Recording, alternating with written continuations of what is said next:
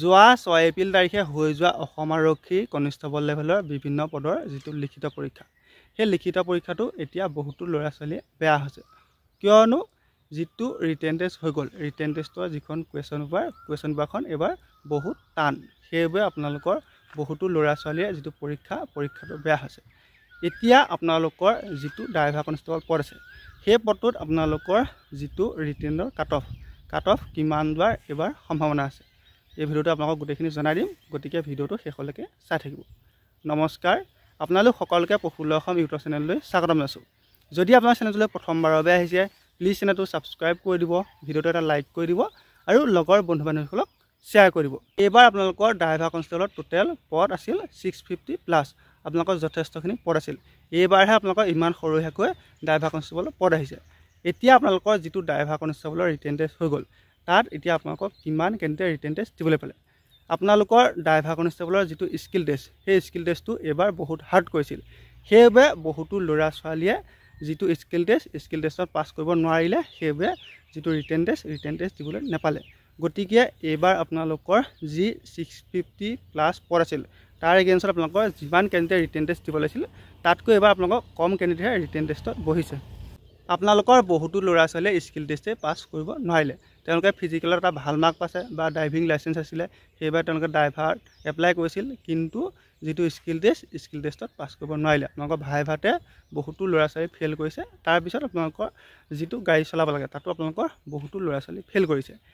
এতিয়া আপোনালোকৰ যিটো ড্ৰাইভাৰ কনষ্টেবল পদ আছে, তাত আপোনালোকৰ যিটো ৰিটেনৰ কাট অফটো কিমান যাব পাৰে। এতিয়া আপোনালোকৰ যিটো লিখিত পৰীক্ষা হৈ গ'ল, লিখিত পৰীক্ষা হৈ যোৱাৰ পিছত মই ইউটিউবত এটা পোল দিছিলোঁ। সেই পোলটোত আপোনালোকৰ প্ৰায় 850+ মানুহে ভোট দিছে। আপোনালোকৰ যিসকলে ড্ৰাইভাৰ কনষ্টেবলৰ ৰিটেন টেষ্ট দিছে, অকল আপোনালোকৰ ড্ৰাইভাৰ কনষ্টেবলৰ ওপৰত দিছিলোঁ। তাত আপোনালোকৰ 20 পৰা 25 পোৱা কেণ্ডিডেট হৈছে 41%। তাৰপিছত আপোনালোকৰ 25 পৰা 30 পোৱা কেণ্ডিডেটৰ সংখ্যা হৈছে 29%। আৰু আপোনালোকৰ 30 পৰা 35 পোৱা কেণ্ডিডেট হৈছে আপোনালোকৰ 20%। আৰু আপোনালোকৰ 35 পৰা 45 মাৰ্কছ পোৱা আপোনালোকৰ কেণ্ডিডেটৰ সংখ্যা হৈছে 10%।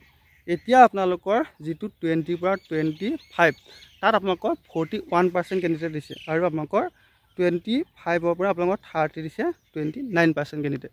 গতিকে আপোনালোকৰ অসম আৰক্ষী যিটো ড্ৰাইভাৰ কনষ্টেবল পদ আছে, তাত এতিয়া আপোনালোকৰ যিটো ৰিটেন টেষ্টৰ ৰিটেনৰ কাট অফটো কিমান যাব আপোনালোকে নিজে অনুমান কৰিব পাৰিছে। আপোনালোকৰ 20 পৰা আপোনালোকৰ 30লৈকে পোৱা কেণ্ডিডেটৰ সংখ্যা আপোনালোকৰ 60%+। আপোনালোকৰ বহুতো কেণ্ডিডেটে ভোট দিছে। তাত আপোনালোকৰ 850+ কেণ্ডিডেটে ভোট দিছে। আপোনালোকৰ কিছুমান কেণ্ডিডেটে এনেও দিয়ে, কিন্তু আপোনালোকৰ 800 কেণ্ডিডেটৰ যদি আপোনালোকৰ ভোট দিছে, তেন্তে আপুনি অনুমান এটা কৰিব পাৰে। যদি আপুনি 24ৰ পৰা আপুনি যদি 26 বা 27 মাৰ্ক যদি আপুনি পাইছে, তেন্তে আপুনি ভাইভা দিবলৈ পোৱাৰ বহুত বেছি চান্স আছে। যদি আপুনি 27+ মাৰ্ক পাইছে ৰিটেন টেষ্ট, তেন্তে আপুনি ফাইনেল চিলেকশ্যন পোৱাৰ বহুত বেছি চান্স আছে। গতিকে আপোনালোকৰ যিটো ড্ৰাইভাৰৰ কাট অফটো আপোনালোকৰ ইমান বেছি হাই নাযায়। গতিকে আপোনালোকৰ ড্ৰাইভাৰ কনষ্টেবলৰ ৰিটেন টেষ্টৰ যিটো কাট অফটো আপোনালোকৰ ইমান হাই নাযায়, কিয়নো আপোনালোকৰ কেণ্ডিডেট কম আছে। আপোনালোকৰ যিমানখিনি কেণ্ডিডেটে আপোনালোকৰ ৰিটেন টেষ্টত বহিব লাগিছিলে, সিমানখিনি কেণ্ডিডেট আপোনালোকৰ ৰিটেন টেষ্টত বহা নাই। তাৰোপৰি আপোনালোকৰ যিটো লিখিত পৰীক্ষাত আপোনালোকৰ পেপাৰখন বহুত বেছি টান হৈছে। সেইবাবে আপোনালোকৰ ড্ৰাইভাৰৰ যিটো ৰিটেন টেষ্টৰ কাট অফটো বহুত কম যাব। আপোনালোকৰ 25, 26 ইমানৰ ওচৰা-ওচৰি যাব। যদি আপুনি 25+ মাৰ্ক পাইছে, তেন্তে আপোনাৰ চিলেকশ্যন হোৱাৰ বহুত বেছি চান্স আছে। ধন্যবাদ।